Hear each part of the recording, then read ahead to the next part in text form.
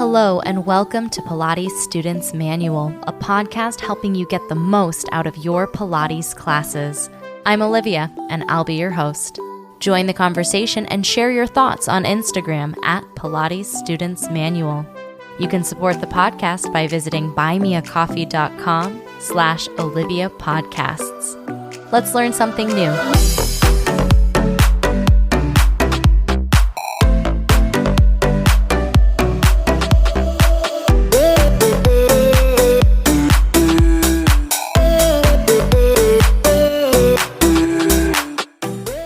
Hello, everybody. Welcome back to the podcast and the season finale of Pilates Students Manual for 2023. Today's episode is going to be looking back at the topics that we covered this season, as well as sharing some stats and some updates and some pretty cool milestones that have happened on the podcast this year. And looking forward to 2024, what magical Pilates goodness awaits us in the new year. Two very exciting things that have happened this year. One is this is the 70th episode of Pilates Students Manual, which is pretty darn cool. We also broke 100,000 downloads this year, which is amazing and absolutely incredible. The top listening app is Spotify Podcasts. It overtook Apple Podcasts this year, so that is neat. However, the most listened on device is still the Apple iPhone. I'm an Android user myself, but I know that there are lots of iPhone users who also happen to listen to the podcast, which is pretty swell. Top listener locations for the podcast this year are the United States, then Australia and the United Kingdom, coming very close in second and third. However, the most listened to cities are all in Australia: Sydney, Melbourne, and Brisbane, all showing up on the most listened to city locations for listeners. And then LA and Monroeville, Pennsylvania, which I didn't expect, but huge shout out to listeners in Monroeville. That was really cool to see. Over the course of 2024, we covered so many awesome topics on the podcast, including whether adding springs makes exercises harder or easier. We talked about a Pilates body, giving Pilates a second chance, how often we should do Pilates, why Pilates exercises are all core exercises, tips for your Pilates class and studio etiquette, talking about props, talking about mat Pilates and reformer Pilates or equipment-based Pilates.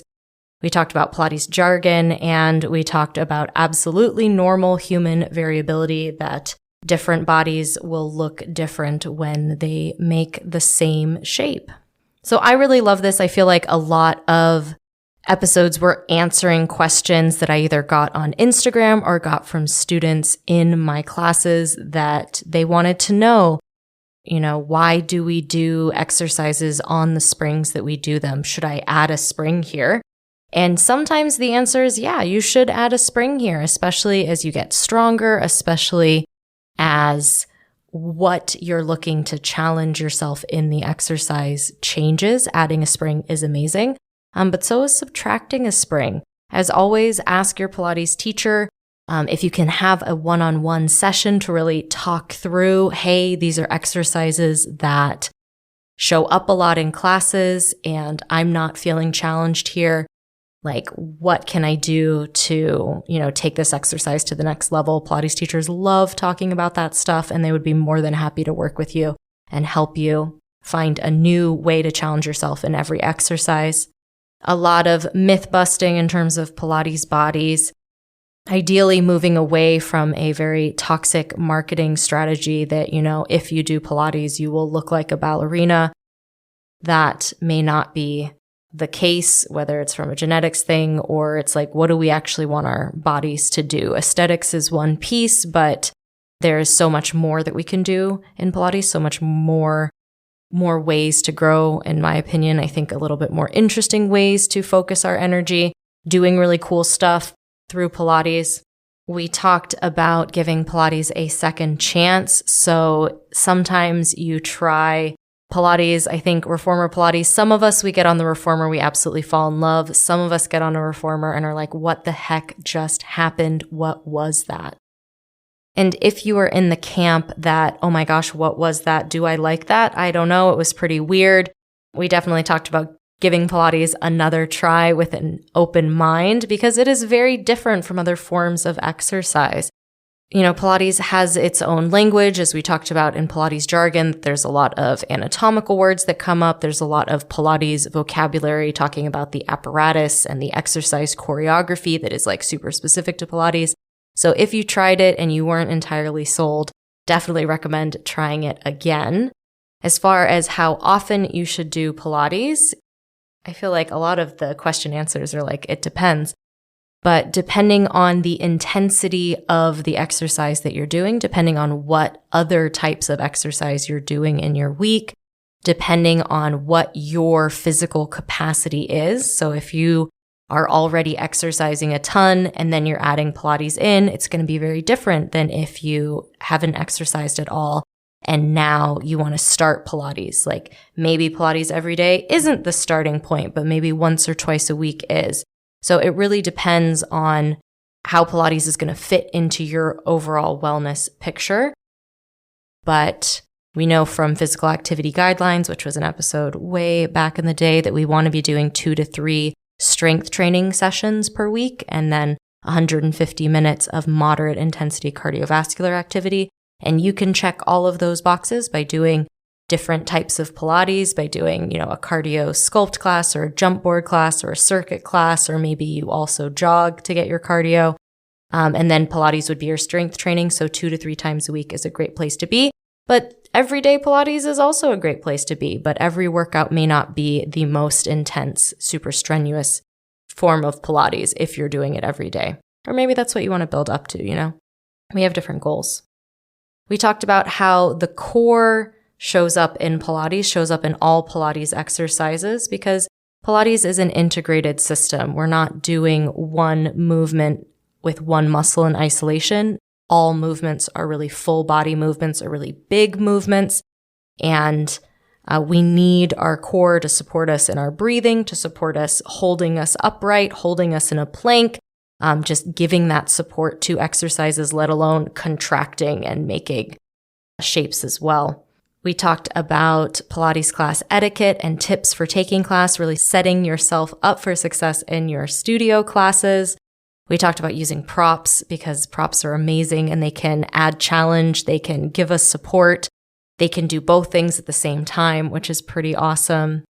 We talked about different styles of Pilates. A lot of times mat classes will exist where the equipment used is just the mat. And then there might be reformer classes that are just reformer, or maybe equipment classes that have multiple pieces of Pilates equipment.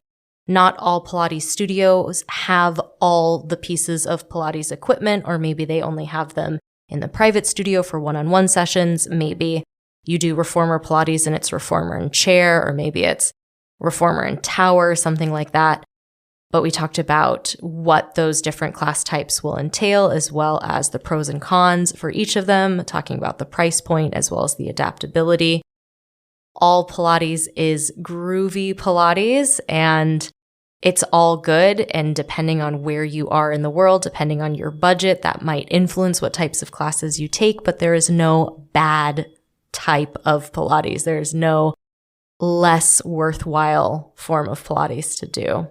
And then the episode for last month talking about normal human variability and just recognizing that not only are all of our bodies different, so it makes sense that exercises will look a little bit different. We also have things that we're innately good at. We have parts of us that are really strong or really flexible. There are shapes that we make that might feel amazing, and there are some shapes that might be more difficult for us based on the size of our body, our proportions, any of those things. But that it is okay for the exercise shape that you're making to look different than your neighbors, to look different than how your teacher is doing it, to look different than how you saw it done on Instagram. It is all still part of the work and completely valid. This was a really excellent year, both for Pilates in general and on the podcast. I hope that you had a great time going through those topics with me. As always, if you have questions, feel free to reach out on Instagram or send me an email. The December newsletter, the last newsletter of the year, will be going out on that Buy Me a Coffee page. So there is still time to get in on a coffee chat. Maybe you have some burning questions that you really want to ask me or some stuff that you want to talk about in your own Pilates experience. I'm always happy to have those conversations. Just visit that Buy Me a Coffee page and join the project. In 2024, we've got more good things. I am so inspired by the people on Buy Me a Coffee, by supporters, by people who reach out with questions or who share stories about their Pilates journey. Like, that is so inspiring to me, and that's what inspires me to keep doing the podcast. I'm really looking forward to more episodes and more adventures in 2024. I hope you have a great few weeks, and I will see you in the new year.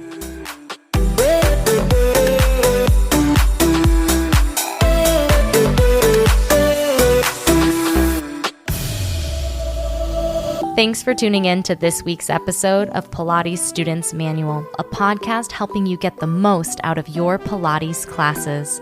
Be sure to check out the podcast Instagram at Pilates Students Manual and subscribe wherever you're listening. Interested in teaching Pilates too? Check out Pilates Teacher's Manual, available everywhere you listen to podcasts. I hope to see you next episode. Until next time.